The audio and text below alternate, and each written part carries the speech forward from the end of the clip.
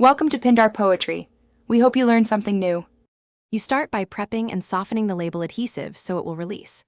Put a thin cotton cloth over the label and warm it with an iron on low or a hairdryer for 30-60 seconds. This melts the heat-activated glue. Once warmed, use dental floss under an edge and saw gently. This lifts without stretching fabric. Make sure to test a tiny area first.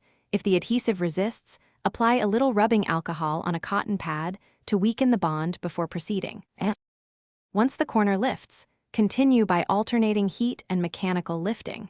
You should warm for 10-20 seconds, then slide dental floss or a flat tweezer beneath the label and pull parallel to the fabric grain. This reduces tearing. If adhesive remains, dab 1-2 drops of rubbing alcohol. Let it sit 30-60 seconds to dissolve glue, then reheat and lift.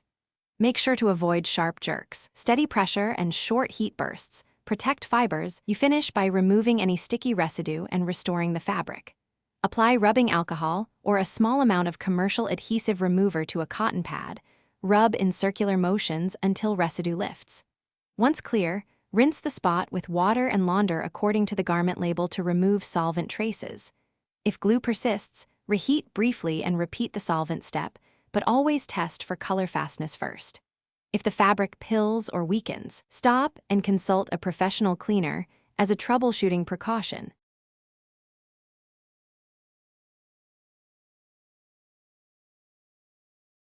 Thanks for watching. Consider subscribing if we helped you.